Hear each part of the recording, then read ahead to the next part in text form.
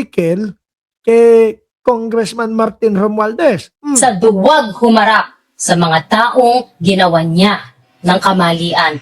I actually like how Speaker Romualdez ran Congress. I was actually impressed at how he was able to unify Congress in a lot of major issues. Even the minority and even the independents were supportive of Romualdez's speakership. Oh, yan yung mga vlogger po kasi na naniniwala ano po, kay Congressman Martin Romualdez. Ito, si Nico David, kaibigan ko yan. Ang inaakusahan nila dito, si Boss Martin, sabi, tinago daw. Pero asa ng patunay na tinago talaga? Di ba ang sinabi ni Mike Defensor, nung isang buwan o 2 buwan ago, nasa Marines daw. Ngayon, balik na naman kay Romualdez, di ba? Hindi niyo makasuhan. Si Martin Romualdez, Ayan, si Patibaw din. Hindi ko kaibigan. Hindi. Minsan napapasyal ako doon sa paglalay. makalilinis talaga yung pangalan ni Martin Romualdez kung wala siyang maharap. Alam niyo, hindi niyo madadala sa korte yan. Kaya puro press release, puro drama lang ang ginagawa din yung dalawa. He publicly stated that he had no hand in the Si Palsis. outcome. Yun yung pinaka-consistent defense ni former speaker. And fortunate for him, maybe baka yun yung reason bakit yun yung defense na pinipili niya. Talagang wala kasing malilink sa kanya sa BICAM or sa small committee. All of you, we Ayan. owe all of us, the Filipino people, an apology after O yun daw, mga nagtatanggol kay Congressman Martin Romualdez ay kinakailangan daw mag-apology sa atin. Kasi naman ako, mga kababayan, no? Sabi ko sa inyo, hanggat wala ako nakikita na ebidensya laban versus dito kay Congressman Martin Romualdez, baka babanat ko. Dahil kapag ako, bumanat ako, ganito, ganyan, magnanakaw ka pala. Tapos wala naman akong maipakita na ebidensya. Wala na. Tapos na. No, sara na yung bunganga ko. Wala akong maipakita na katotohanan O wala yung akong maipakita na susuporta doon sa mga sinasabi ko. Di ba? Ngayon, etong Peanut Gallery, Maleta Network, mga kababayan. Ano sabi nila? Meron silang 90 minutes na video na ipapalabas. Nasaan na ngayon? Ito na yata yung pagkakataon. Nakulong na si Franco Mabanta. Ilabas nyo na yata dapat talaga. Yung sinasabi nyong 90 minutes na video. Nakasusuklaman si Martin Romualdez ng mamamayang Pilipino. Bakit hanggang ngayon? Wala pa din. Di ba? Ito pa. Mga kababayan, yung 18 marites. Akala ko ako lang ang nakakapansin. Pero si NBI director din pala. Ano sabi niya? Buhol-buhol yung mga sinasabi. Nung 18 marites. Sabihin mo, maliit na bagay yon kasi sinabi dun nung isa, 5 maleta.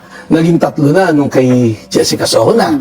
Meron pa rin po yung pong sinabi na una si Dilima, maleta, naging paper bag. Ganun na po yung may mga inconsistencies po tayo nakikita. Tapos, Paano ngayon? Paano ngayon papaniwalaan yung 18 marites na yan? Mga bossing, sige nga, paano papaniwalaan yung 18 marites na yan, mga kababayan? Doon sa unang interview, 5. Sumunod na interview, naging 3. Kay De Lima, nakakulong si De Lima, kakalaya lang, wala namang pwesto sa gobyerno ng mga panahon at araw na yon. Binigyan daw ng maleta. Ano magiging ganansya? Ano magiging benepisyo ni Congresswoman De Lima kung bibigyan mo ng maletang pera, kakalabas lang sa kulungan? Ano ang magiging benepisyo? Wala, di ba? So, nung nahuli, nakita, na-oversight lang daw po si Congresswoman De Lima. Kumbaga, napasama lang.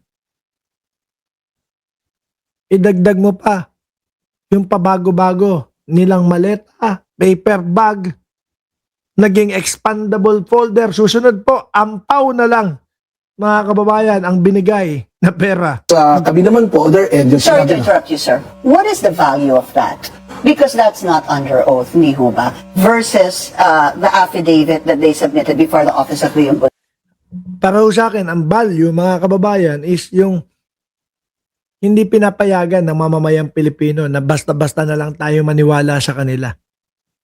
Yun yung naging value ng mga pagsasalita. Ano po, nitong 18 Marites. well, unang-una Tsaka ito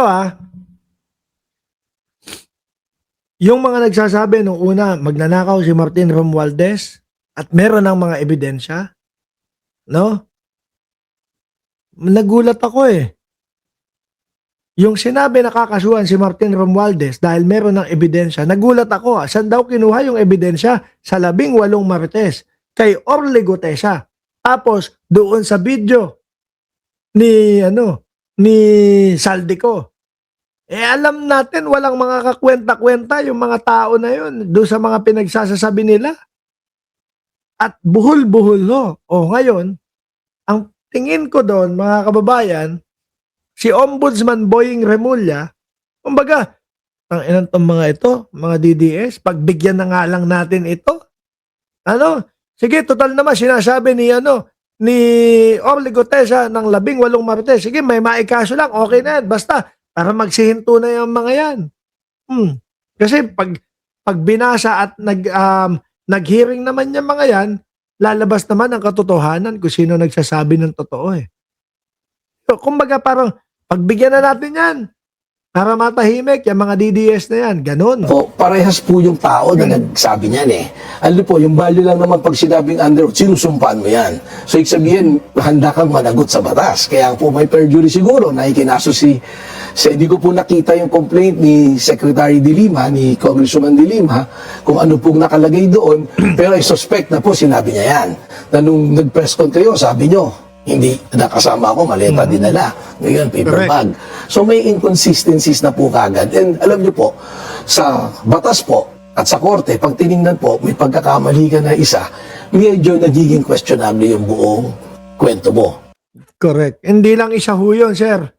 Napakarami po nun. Nandiyan na si Jenny Ramos, nandiyan na si Merly Belen. Shout out po sa inyo. At si Marge ng Ceresa Force. Ngayon mga kababayan. Ano po? Eto pa. May isa pang vlogger, mga bossing. Yung vlogger na nasa Saudi. Saudi, sorry. Fake news yun Yung vlogger na nasa Dubai, mga kababayan, mga boss chief amo sir. Eto Power here! Nagagalit